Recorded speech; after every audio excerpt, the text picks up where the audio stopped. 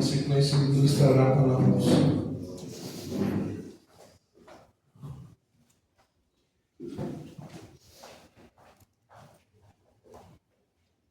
Deus poderoso, Deus santo, Deus fiel, aleluia. Aqui está o seu filho, Senhor, que irá ministrar a tua santa palavra, Deus. Permita, Senhor, que a tua palavra, Senhor, entre e penetre profundamente nos nossos corações, Senhor. Como diz o louvor, vem sobre nós, Senhor, vem sobre a tua igreja, Senhor, e permaneça, Senhor, e faça, Senhor, a diferença nos nossos corações, no nosso entendimento, na nossa mente, Senhor. Que a tua palavra agora venha diretamente do céu, aleluia, e saia pela boca do ministrador da tua santa palavra. Amém, Senhor. Recebe o servo do Senhor com as palmas.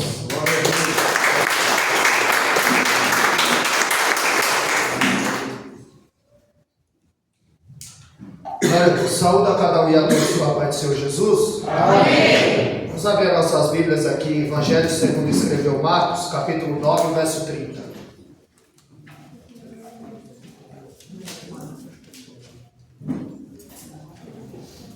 Marcos, capítulo 9, versículo 30.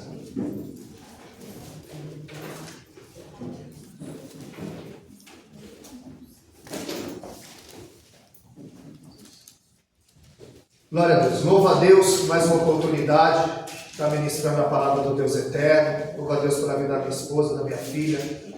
Louva a Deus pela vida de todos que estão aqui, aleluia, nessa noite, para ouvir, cultuar, adorar esse Deus que é santo. Nenhum dos pensamentos dele pode ser impedido na nossa vida. Marcos capítulo 9, a partir do verso 30, diz assim: E tendo partido dali, caminharam para a Galiléia, e não queria que alguém o soubesse, porque ensinava os seus discípulos e lhe dizia: O filho do homem será entregue na mão dos homens e matá-lo-ão. Será morto e ressuscitará ao terceiro dia. Mas eles não entendiam esta palavra e receavam interrogá-lo.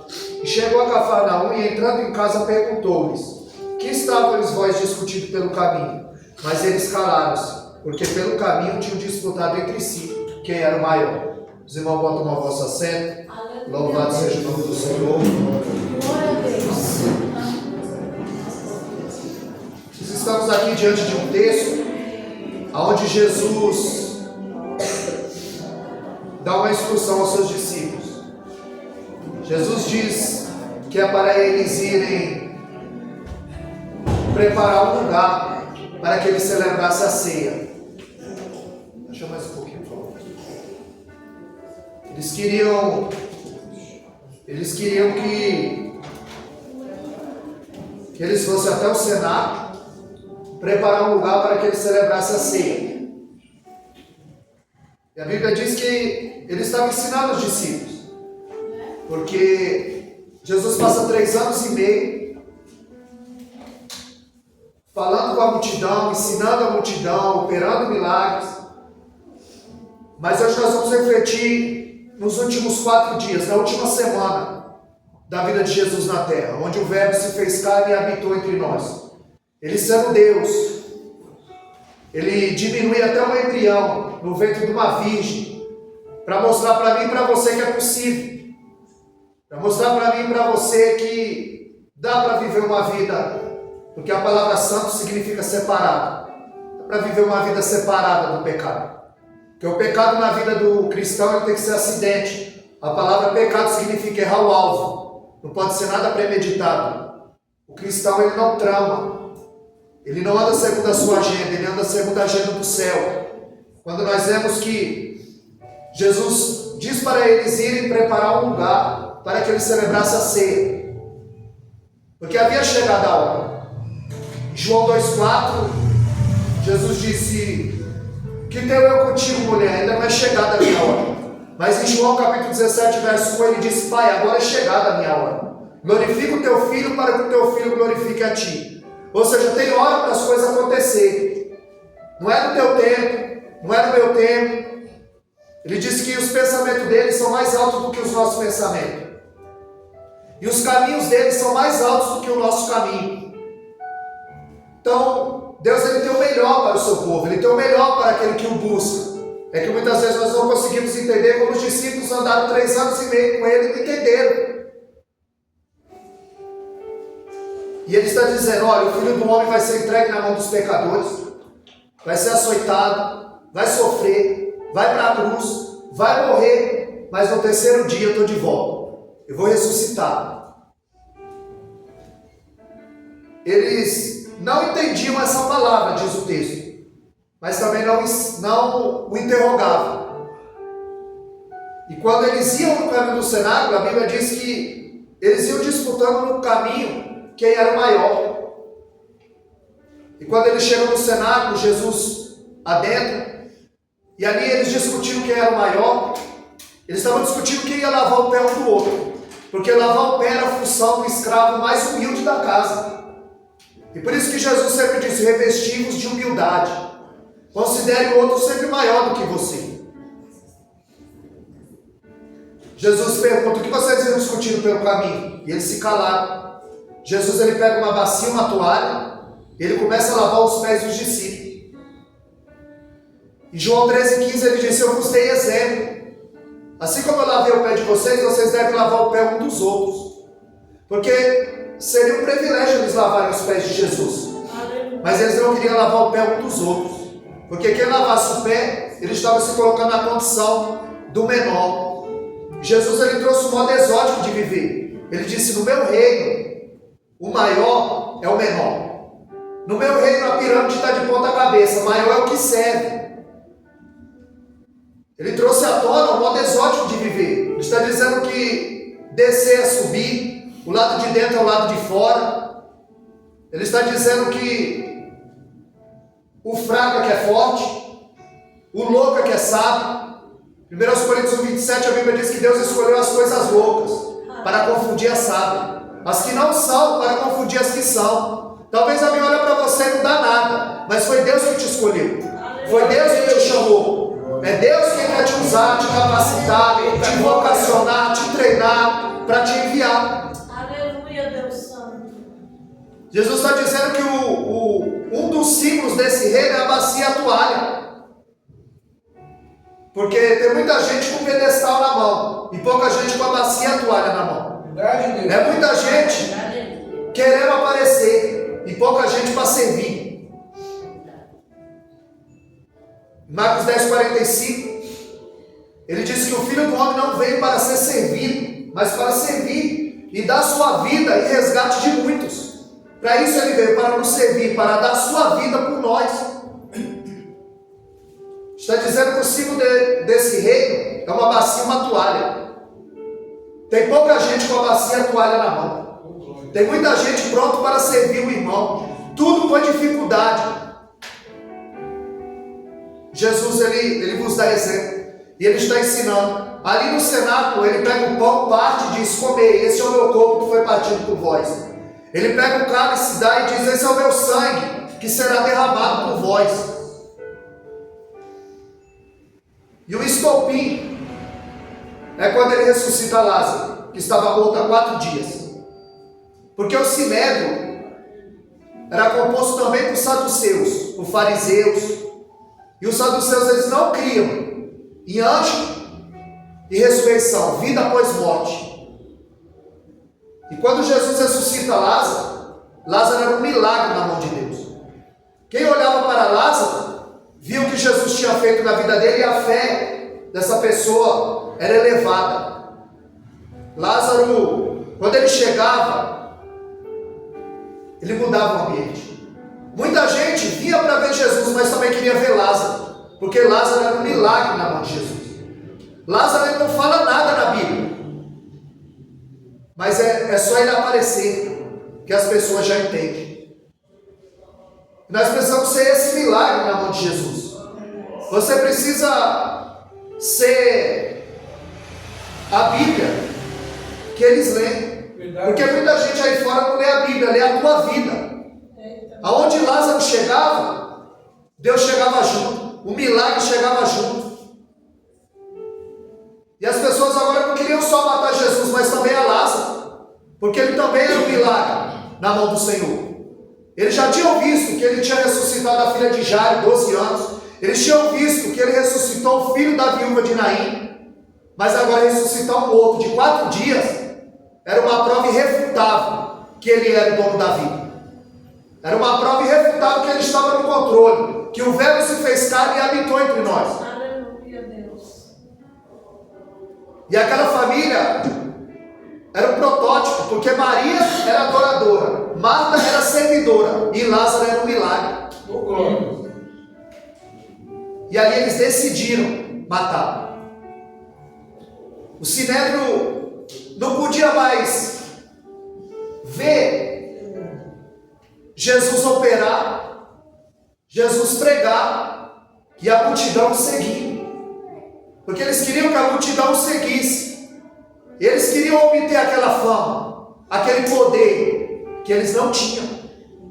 Eles movidos por inveja. Eita, meu Deus. Porque a inveja, o invejoso ele não quer o que você tem.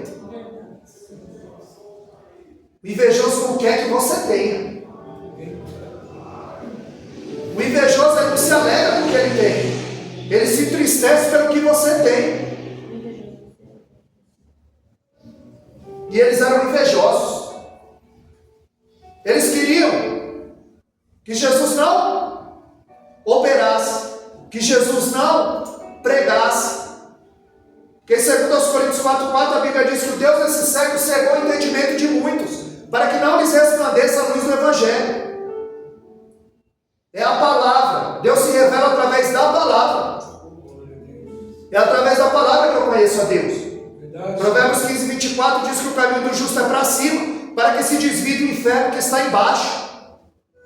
É através da palavra que eu sei o que é inferno, o que é céu, o que agrada a Deus, o que é pecado. Jesus ele vinha ensinando. E agora Lázaro era uma prova irrefutável. E é só Deus para nos guardar. Porque tem gente que, por incrível que pareça, tem inveja do teu chamado. É verdade, Senhor. Tem inveja do que Deus te deu, porque você é diferente. Você chega, você muda o ambiente. A sua alegria, a sua simplicidade, a presença de Deus na tua vida incomoda. Eles quiseram matar José. Quem? Os irmãos, por causa do quê? De inveja. Eram 12 irmãos. E eles tinham inveja de José. E como eles não conseguiram matar José, jogaram numa cisterna, pegaram a sua túnica, mataram o cabrito, mancharam de sangue e levaram para o pai. Olha, uma fera comeu o teu filho. Porque o invejoso é assim, irmão. Quando ele não conseguir te matar, ele quer manchar a tua reputação. Eles mancharam a veste do sangue e levaram para defamá-lo. Quem tinha inveja de Davi? Eram os seus irmãos. Porque ele foi ungido na presença de todos. Quem tinha inveja de Abel? Era Caim, seu próprio irmão. Quem tinha inveja de Moisés? Miriam e Arão. Falaram contra ele, disseram: Deus só fala através dele? E através de nós não fala? Fala, só você dar lugar, você buscar, você orar, você ler. E ela saiu leprosa, porque teve inveja do seu próprio irmão. E agora, os saduceus tinham inveja do nosso Cristo.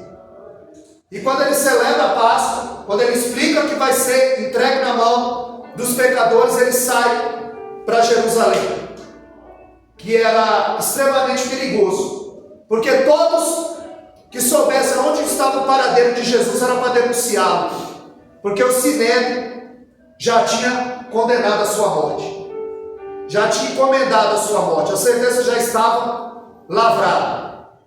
E quando ele entra em Jerusalém, ele entra montado em um jumento. E a Bíblia diz que as pessoas colocavam roupas, colocavam folhas e com palmeiras na mão aclamavam: Hosana, Hosana nas alturas, bendito aquele que vem em nome do Senhor. Só que em João 2,24 a Bíblia diz que Jesus não confiava na multidão, porque sabia muito bem o que tinha dentro deles. Aqueles mesmos que estavam gritando: Hosana, bendito que vem em nome do Senhor, era o mesmo que uma semana depois estaria gritando: crucificam. Jesus ele vem montado no jumento, e decepciona todos os discípulos e toda a multidão que estava ali. Porque Jerusalém era subjugada por Roma. E eles esperavam o rei que viesse no cavalo com uma espada para pelejar e livrá-los da opressão.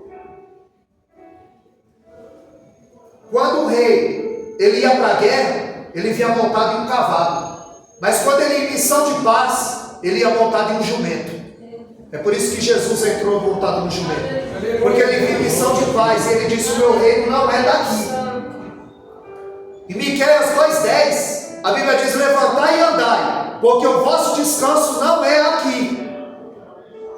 E muita gente quer descanso aqui. Muita gente quer o paraíso na terra. E os discípulos, eles se alegravam por sofrer por nome de Cristo. E a gente faz campanha para parar de sofrer. E eles se alegravam por sofrer perseguições, injúria.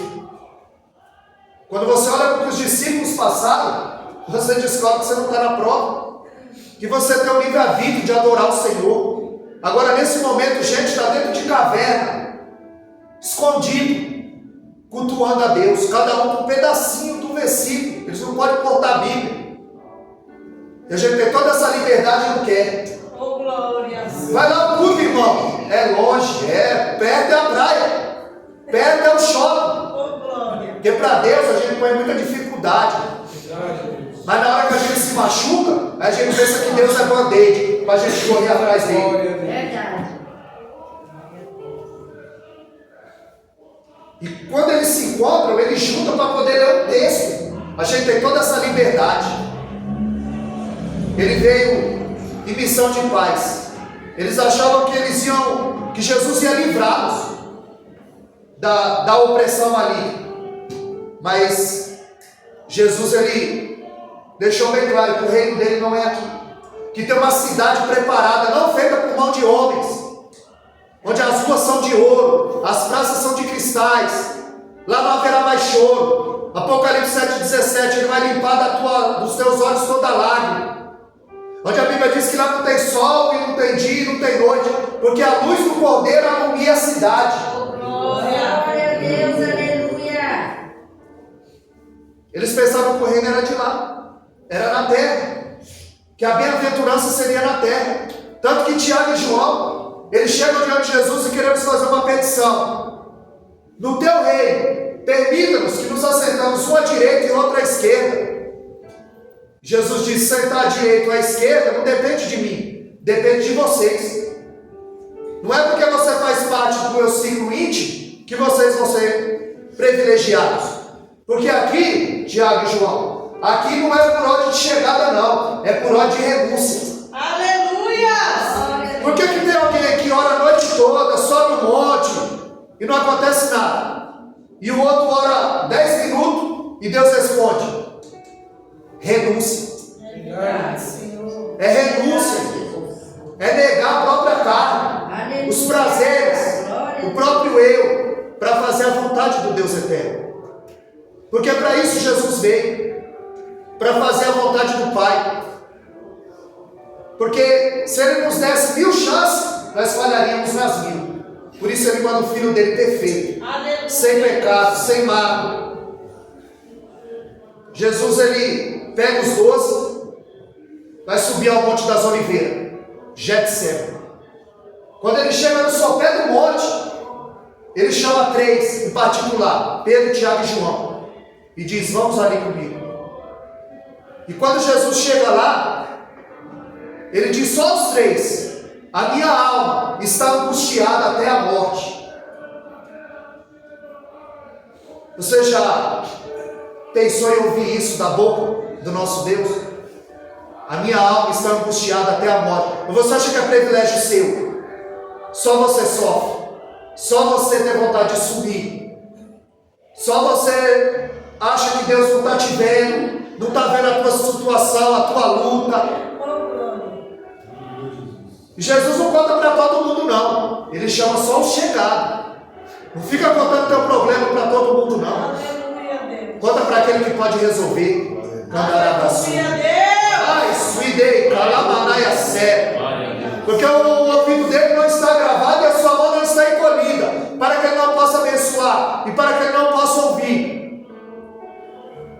Isaías 59, 2. O que faz separação entre nós e Deus é o pecado. Romanos 8, a partir do verso 38, diz: o que nos separará do amor de Cristo? A luta, a perseguição, a prova, a fome, a nudez, a doença? Não, é o pecado que faz separação entre nós e o nosso Deus.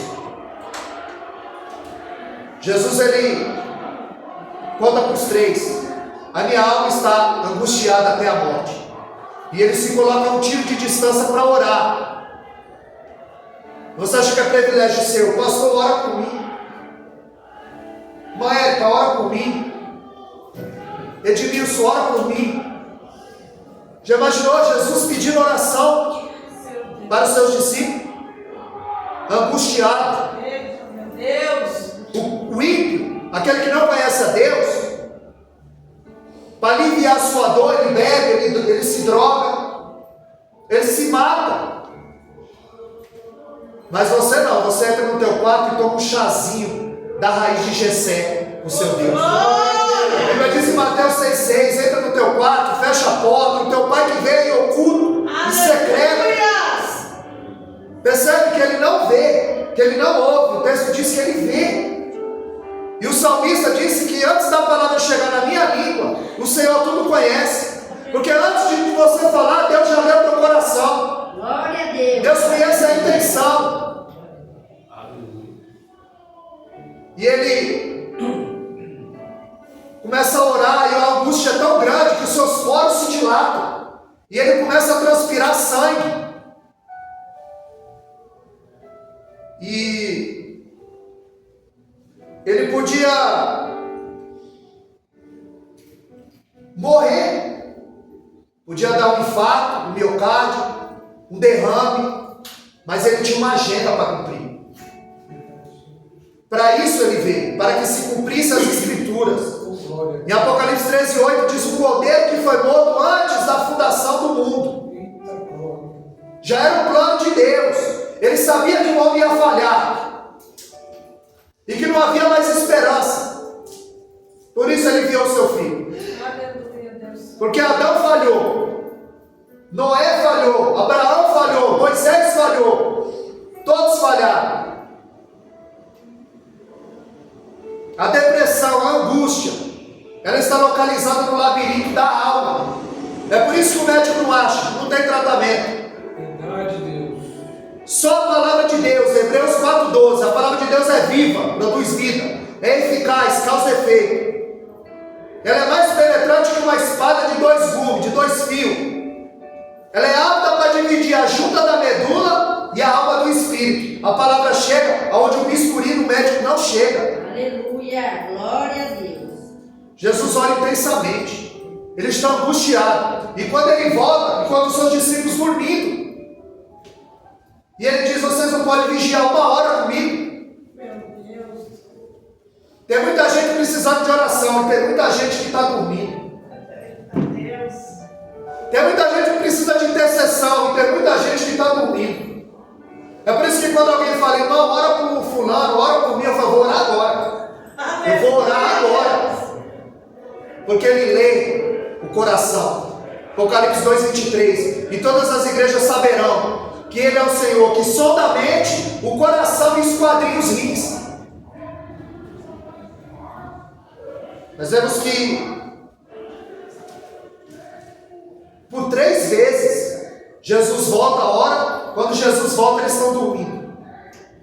Jesus ora, quando ele volta, eles estão dormindo. Getsemane significa lugar da prensa, aonde ele, oliveira verdadeira, foi prensado pelos nossos pecados. Isaías vai dizer, no capítulo 53, quem deu crédito à nossa pregação, ele foi moído pelos nossos pecados. 53:10, a Bíblia diz que aprove ao Pai moê-lo. Romanos 8:32, nem o seu próprio filho ele poupou, antes nos entregou com todas as coisas. Ele sentiu dores para que a nossa fosse aliviada. Ele sentiu agonia, transpirou, ele chorou para que nós pudéssemos sorrir hoje. Jesus ele trava a maior batalha da sua vida. e os discípulos estão dormindo. Tem hora, irmão, que é só você e Deus. Tem hora que é só você e o Espírito Santo. Romanos 8,26, ele intercede por nós com gemido inexprimível. Intercede diante do Pai. Ele encontra Pedro dormindo. Deus já usou o pastor Gilberto para falar aqui.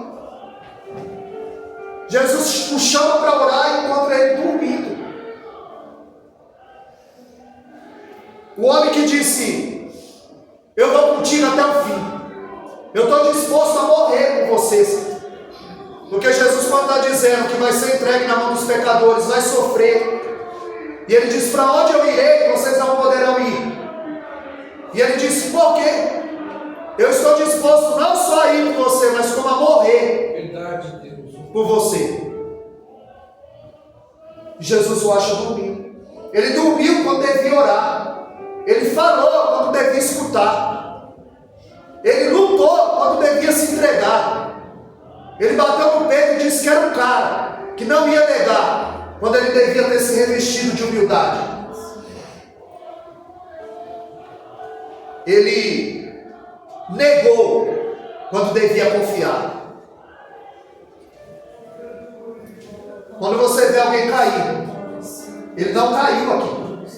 Ele vem caindo faz tempo. Eita Deus! Aleluia, Deus. Pedro começou a negar Cristo quando ele disse: ainda que todos aqui te neguem, eu não te negarei. A soberba. Aleluia! O primeiro degrau foi a soberba. Aí ele vem descendo. O segundo degrau, sono profundo. Não ora, não vigia. Não podes orar nem vigiar uma hora comigo? Orar sem vigiar é autoconfiança. Primeiro vem vigiar e depois orar. Porque se você ora e não vigia, você perde a tua oração. A tua oração fica sem resposta. E ele disse: vigiar e orar. Ele dorme um sono profundo. Depois vem a fuga. O pastor leu aqui: ferirei o pastor e as ovelhas se dispersarão. Zacarias 13:7. Houve a fuga. Ele ia seguindo Jesus de longe. E por fim veio a negação. Quanto mais perto da cruz Jesus chegava, menor era a multidão que o seguia. Porque a multidão, ela só serve para atrapalhar. Deus não tem negócio com multidão. É por isso que quando a multidão via aclamar Jesus para ser rei, ele saía, ele se retirava para o monte para orar. Quando Jesus multiplicou pães e peixe, aquela multidão disse: ele é o nosso rei, jamais vamos passar fome. O que tiver ele multiplica. Mas Jesus sabia o que havia dentro da multidão. Jesus, ele está orando ali intensamente e diz: Pai, se possível, passa de mim esse cálice. Esse é o seu lado humano, não está aguentando. Mas logo o seu lado divino se sobrepõe e ele diz: mas todavia, seja feita não a minha, mas a tua vontade. Aleluia, Deus Santo. O que vai prevalecer na tua vida é a vontade de Deus. Aleluia! Às vezes você quer ir para a direita, mas Deus quer que você vá para a esquerda. Glória! Às vezes Deus quer você ir Nínive e você está indo para Tarsis. Aleluia! E ele diz: todavia seja feita não a minha, mas a tua vontade. Porque como homem, ele só viu árvores, pedra, nuvens. Mas como Deus, ele viu além das nuvens, além do céu, além do espaço, além do tempo, além do século. E sabe o que ele viu? Eu e você. E por mim e por você, ele disse: por eles eu vou até o fim. Oh, glória! Ele estava angustiado. Como homem não, mas como Deus, ele previu o futuro. Ele sabia o que o esperava. O dia da batalha havia chegado, mas ele estava preparado, porque ele passou a noite em oração. Você precisa estar preparado, porque o dia da batalha chega na vida de todo mundo. O dia da adversidade chega na vida de todo mundo. A prova, a doença, a morte bate na porta da casa de todo mundo. Nós precisamos estar preparados. A Bíblia diz que Judas chega com os soldados.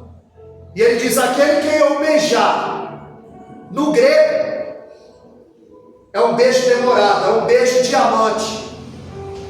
E ali estava escuro, frio. E ele disse: aquele que eu beijar. E ele beija demoradamente para mostrar quem era o Cristo. Mas quando ele chega, Jesus já sabia. E Jesus disse: aqui vieste, amigo. Ele vem para prender e ele diz: aqui vieste, amigo. Sabe quem é o teu amigo? É aquele que te leva para perto da cruz. Aleluia, Deus. Quando Satanás usa a boca de Pedro e Jesus disse: olha, eu vou ser entregue, eu vou padecer, eu vou para a cruz. E Pedro disse: não, de maneira nenhuma vai acontecer isso, Senhor. E ele disse: para trás de mim, Satanás. Pedro fica, Satanás sai. Aleluia. Mas quando Judas, que vai trair, chega, ele disse: aqui vieste, amigo. É porque o teu amigo é aquele que te empurra para a cruz. O teu amigo é o que te leva para perto de Jesus. Em Marcos capítulo 2, a Bíblia diz que havia um paralítico. E aqueles 4 amigos o pegaram, o levaram, não puderam entrar na casa, porque a multidão atrapalhava. Abriram o telhado e desceram para aquele homem aos pés de Jesus. Aleluia. Jesus, vendo a fé dos amigos, curou aquele homem. Para onde os teus amigos estão te levando? Para onde os teus amigos, quais os conselhos que os seus amigos estão te dando? Porque o teu verdadeiro amigo é aquele que te aproxima da cruz. Teu verdadeiro amigo é aquele que tem uma palavra de conforto, uma palavra do céu, uma direção do céu para a nossa vida. E ele diz: com um beijo trai o filho do homem. Pedro, ele saca da espada e ele corta a orelha de Malco. Jesus disse: guarda a tua espada, Pedro, porque se eu quisesse, eu clamava ao Pai e ele enviava agora miríades de anjos, 72 mil anjos, mas o meu reino não é daqui. Eu vim para isso, é para que se cumpra as Escrituras. Pegaram o nosso Cristo, o levaram para a casa de Anás e Caifás, e Pedro segue de longe.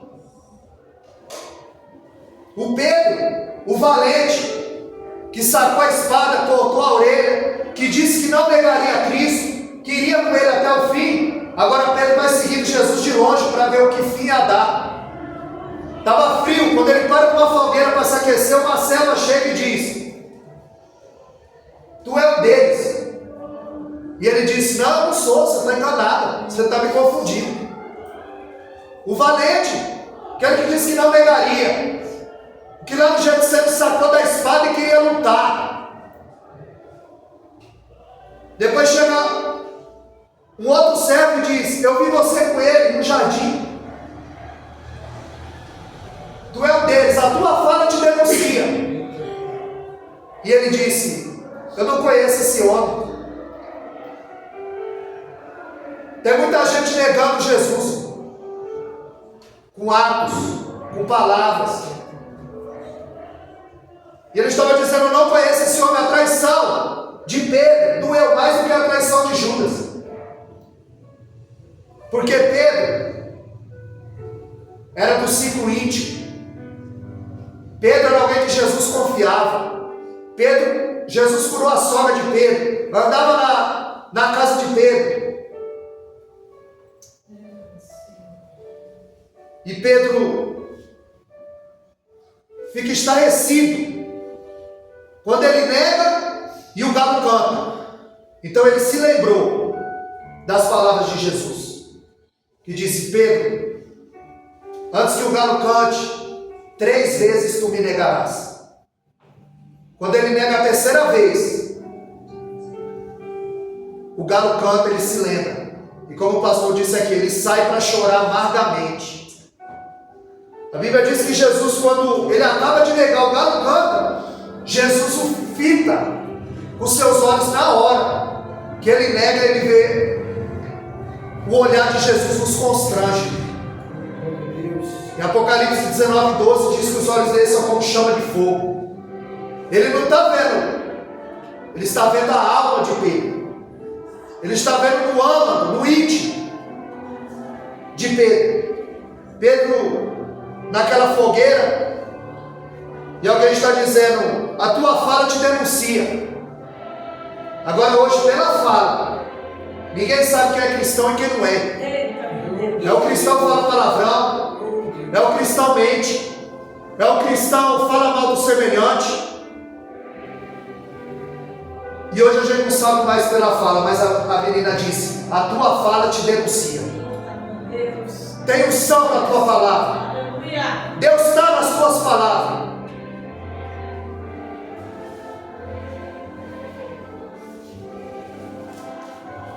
Jesus ele foi julgado pelo Sinédrio, mas o Sinédrio já tinha lavrado a sentença. Ele ia ser condenado de qualquer forma. E eles fazem uma coisa ilícita: leva para julgar à noite. E pela manhã, pegam duas testemunhas falsas e diz que eles estavam proibidos de pagar o imposto. E era justamente ao contrário. Quando eles quiseram pegar Jesus, eles disseram: é lícito pagar o tributo? Porque eles pagavam tributo para Roma. Ele pega a moeda e diz: de que é essa esfinge? E eles disseram: de César. E ele disse: dai a César o que é de César e a Deus o que é de Deus. Quando ele disse: de que é essa esfinge? Porque quando César coloca a foto, a imagem dele na moeda, ele está dizendo que o dinheiro é importante para ele. Ele assemelha a sua imagem ao dinheiro. Ele diz que o dinheiro é importante para ele.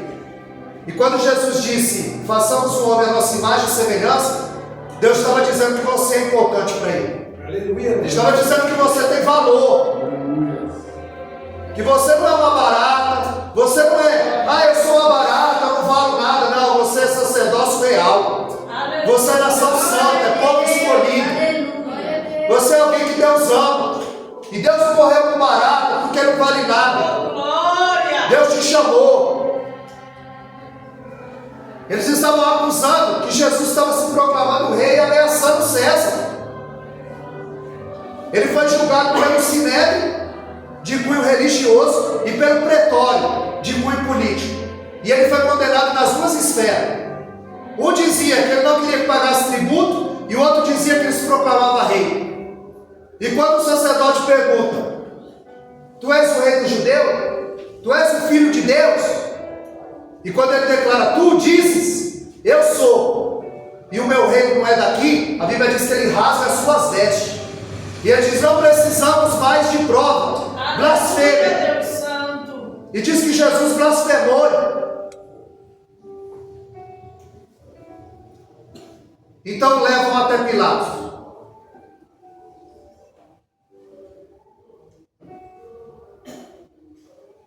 Pilatos o examina, não acha nele crime algum, e o interroga.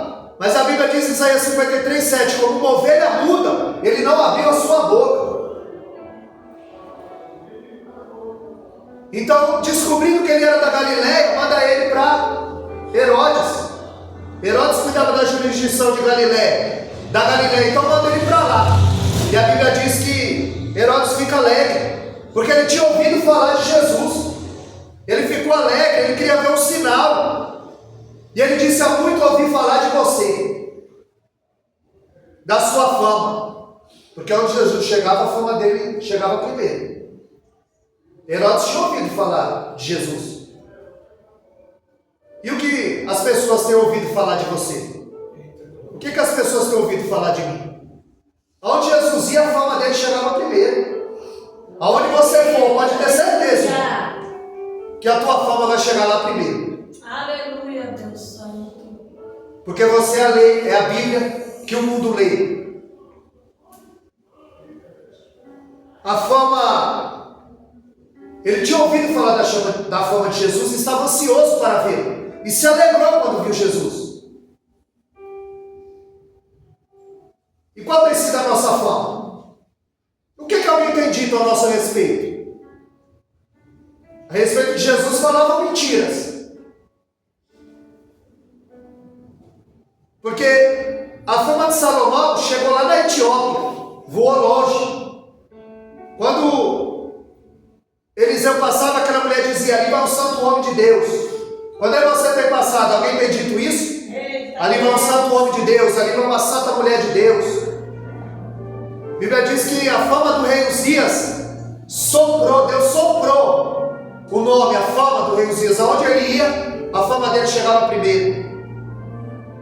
A mulher que ungiu os pés de Jesus, ela não tinha nome não, mas tinha fama, pecadora. Qual é a nossa fama que está correndo por aí? Qual é a minha fama que está correndo por aí?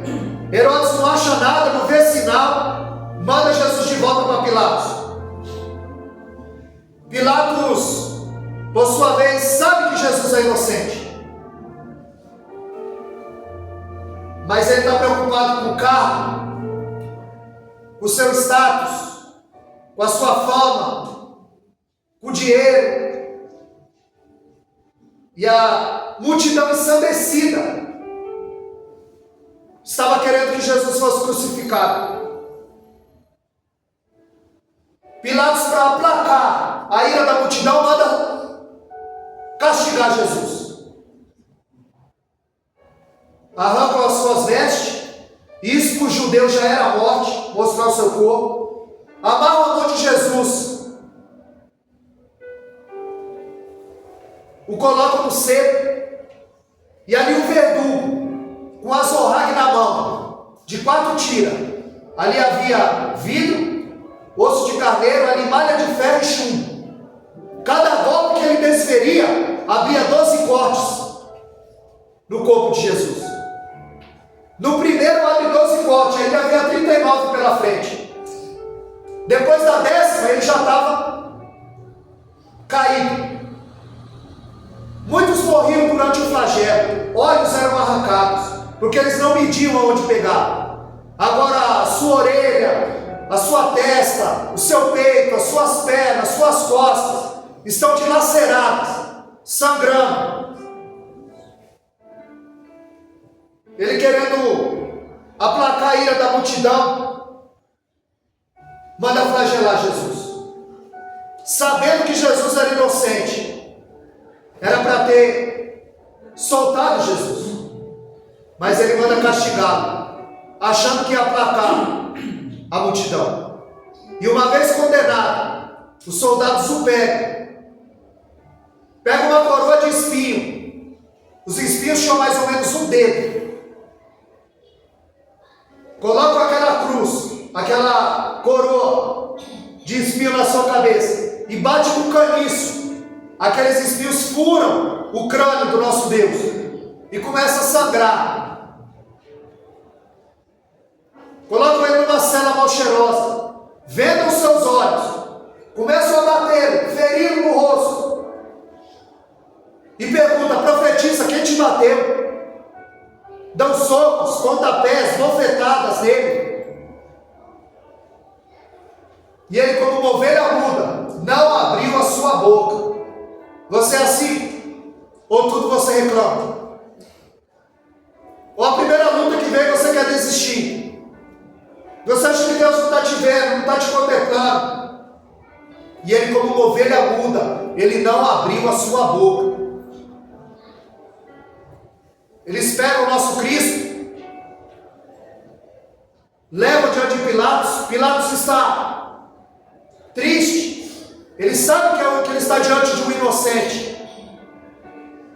E a sua mulher Cláudia chega e diz: o que há? Ele disse: é o Galileu. Ele apanhou, ele sofreu e não abriu a boca. E ela diz: não te meto em negócio com esse homem, porque essa noite eu tive um sonho e algo me dizia: ele é justo. Oh, glória a Deus. Não incomodes esse homem. E ele pensou: é a Páscoa, eu posso livrar um. Chama Barrabás, que já estava condenado. Um ladrão, um homicida. Pega Jesus enrolado e um pano. E diante da multidão ensandecida, diante dos sacerdotes, ele põe Barrabás e Jesus. E ele disse: eu posso soltar um. Quem vocês querem que eu solte? Barrabás ou Jesus? E aquela mesma multidão que gritou: Hosana, bendito que vem em nome do Senhor, agora são os mesmos que estão gritando: crucifica. Porque o homem fala uma coisa e faz outra. Pedro disse que não ia negar e negou. A multidão gritou: bendito que vem, e mandou crucificar. Soldados pegam aquele pano e arrancam. Você já tirou um band-aid de cima do seu machucado? Aqueles 469 cortes, abre de novo. Está frio. Agora aquela multidão comprada pelo sacerdote manda crucificar o nosso Cristo. Pega um patíbulo, que é a parte de cima da cruz. Prega a primeira. Só que a cruz não era aqui, como se pinta por aí. Porque aqui rasgava a carne e ele tomava para frente. A cruz ia aqui, ó, no pulso. O cravo era enficado na cruz, no pulso. O primeiro entrou, mas o segundo, o salmista disse: esticar o nosso mestre. Porque aquela cruz não era dele. A cruz era feita 3 dias antes, sob medida. E ele era um homem zarrão, Barrabás, de 1,90 m. A cruz não era de Jesus. Aquela cruz era minha. Aquela cruz era sua. Aquela cruz era nossa. Aquela cruz era vossa. Dele nunca foi a cruz. Dele sempre foi a honra, a glória, o poder, a majestade. Aleluia. E o preso, ele tinha que levar a cruz para mostrar que ele estava condenado. Pesava 80 quilos. Ele já debilitado pela surra, pelo espancamento, pela covardia de Pilatos. E ele vai levando aquele patíbulo, já com seus pulsos presos. E ali ele vai carregando, e ele olhando aquela multidão. Eu imagino os olhos machucados de Jesus olhando para aquelas pessoas que ele multiplicou pão e peixe, que ele curou, que ele ensinou. E aquelas pessoas vibrando, gritando, ensandecida. E Jesus levando a sua cruz. Quando ele não aguenta e toma. Porque o que pesava 80 quilos, o patíbulo, mas com nossos pecados juntos, o que pesava ali eram os nossos pecados que ele estava carregando. O meu e o teu pecado manchou a alma imaculada dele.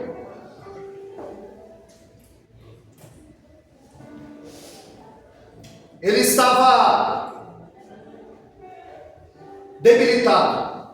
Quando ele toma, os soldados pegam o homem que estava ali, Simão Cirineu, e diz: ajuda. Ele era estrangeiro. Eles já estavam dizendo: ninguém na tua pátria vai te ajudar. É necessário trazer um estrangeiro. E quando não tiver ninguém para te ajudar, irmão, Deus vai enviar um estrangeiro. E ele já está aí. É o Espírito Santo. Está sentindo a tua cruz mais leve? Glória a Deus. É porque ele está te ajudando a carregar todo dia. Aleluia. Labanaia sumi cantaravacé. Estel que anda arábia. Labrasfide calamanaia su. Derrece anda arábia. Foi por mim e por você. Glória a Deus. Aleluia. Ele foi até o fim. Ele não recuou um milímetro. Ele disse: Pai, se possível, passa de mim esse cálice. O meu lado humano não está aguentando. Ele disse: eu profetizo quem te bateu. A multidão estava ensandecida.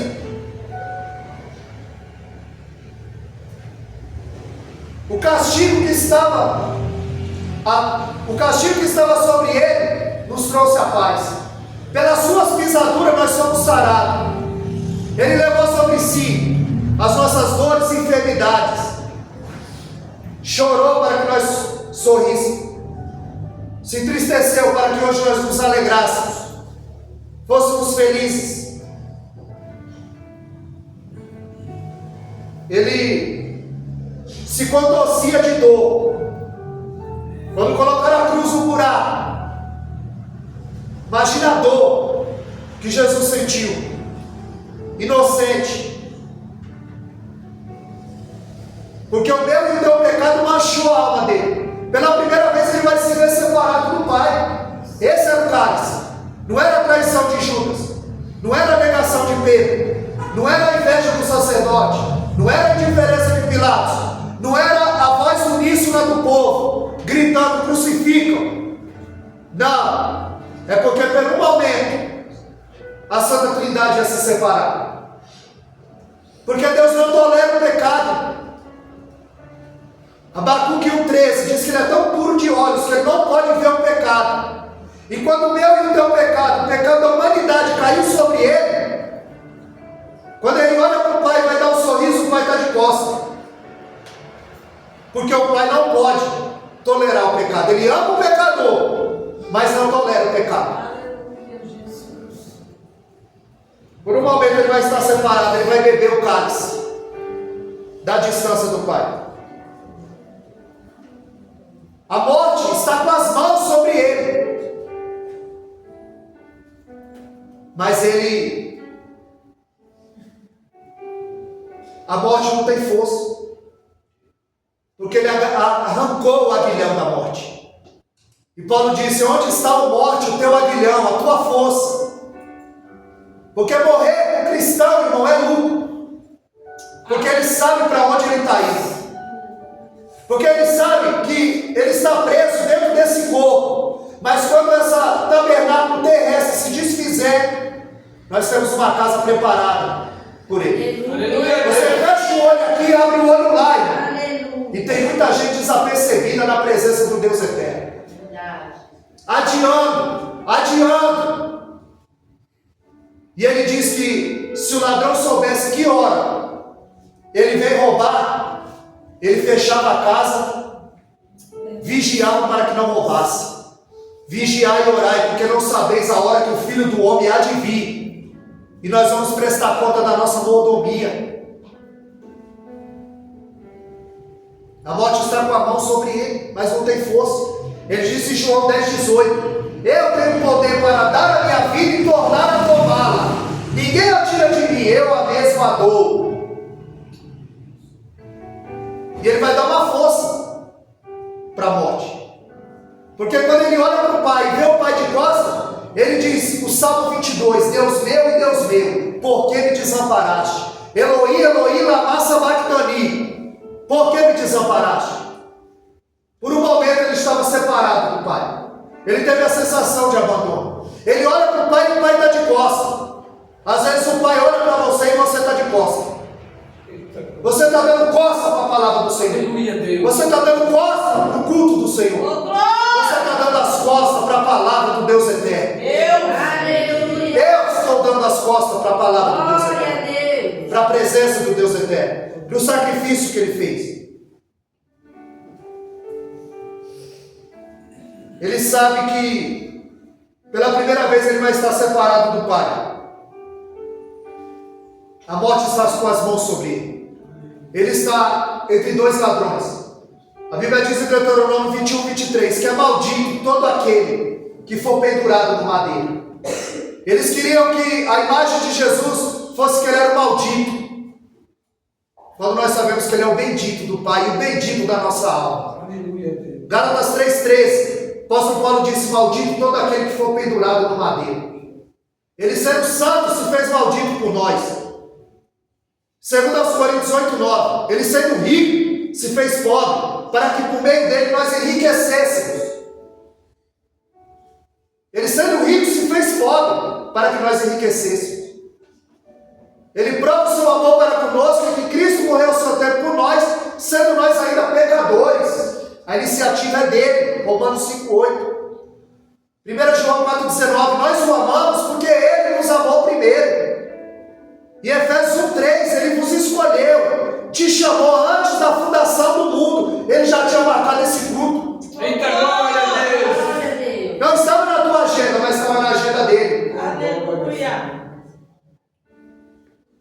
Para encerrar, havia dois ladrões. Um estava dizendo: desce da cruz, salva a ti e salva a nós. E o outro disse: você não teme a Deus, estando na mesma condenação? Nós somos culpados, mas ele é inocente. E ele diz: rei, quando entrares no teu reino, ele reconhece que Jesus é rei e que o reino dele não é daqui. Meu Deus! E ele diz: quando entrares no teu paraíso, lembra de mim. E ele disse: hoje mesmo estará comigo no paraíso. Aleluia a Deus. Não vai para purgatório. Não vai para...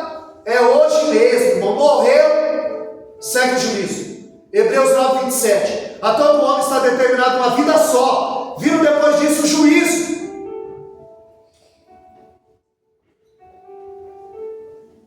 Todos nós prestaremos conta. Segundo aos Coríntios 5, 10. Todos nós compareceremos diante do tribunal de Cristo. E temos que aproveitar que ele ainda é advogado. Mas naquele dia ele vai ser juiz. Em Efésios 2,8, sois salvos pela graça. Isso não vem de vós, é dom de Deus. O que o ladrão fez para ser salvo? Não tomou ceia, não batizou, não pregou para ninguém. Creu. É só você crer. Aleluia! Porque o resto Deus vai fazer. Aleluia! Deus vai fazer. Aleluia, Deus! Aleluia! A morte está com a mão sobre ele. Não consegue lhe tirar a vida. E ele vai dizer: Pai, na tua mão eu entrego o meu espírito. Quem morreu foi o corpo.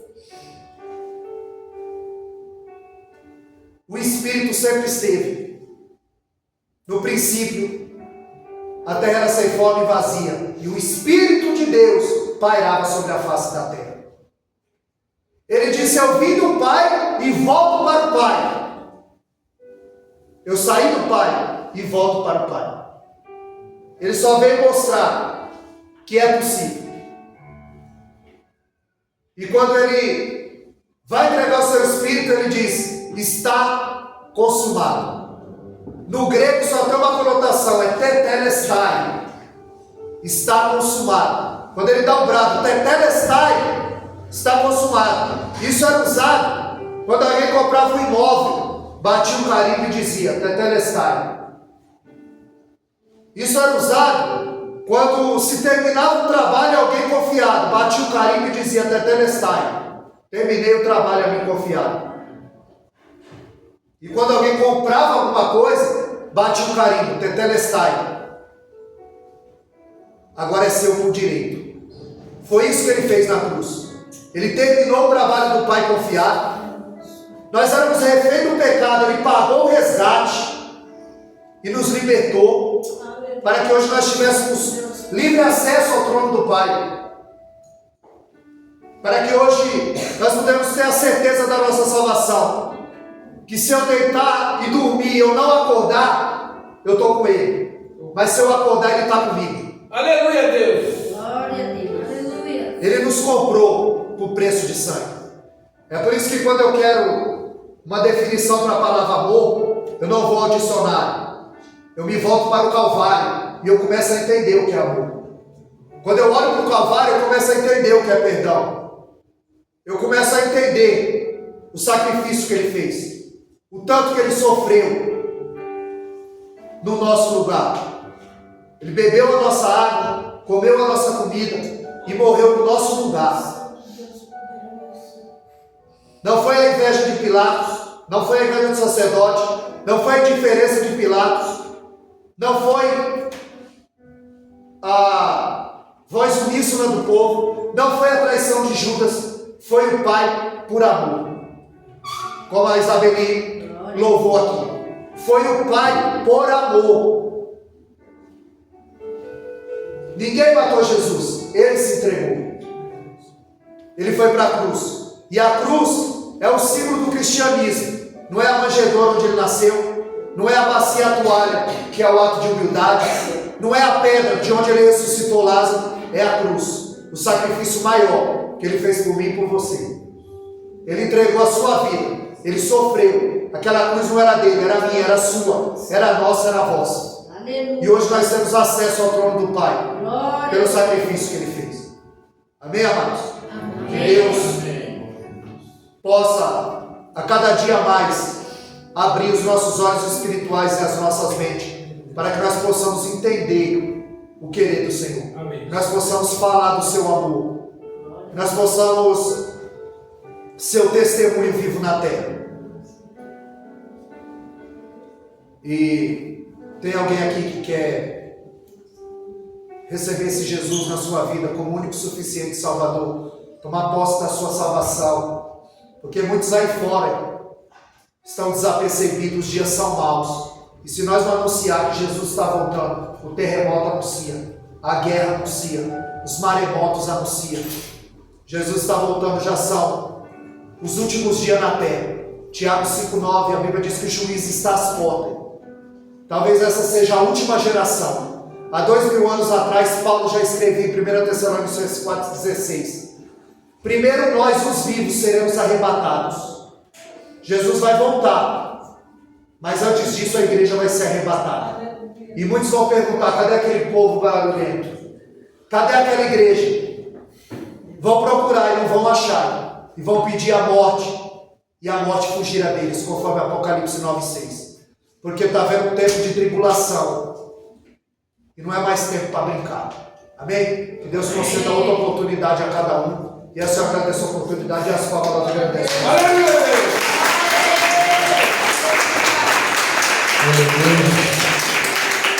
Meu Deus. Deus poderoso, Deus santo, Deus Senhor. Que palavra maravilhosa. Meu Deus. E eu não combinei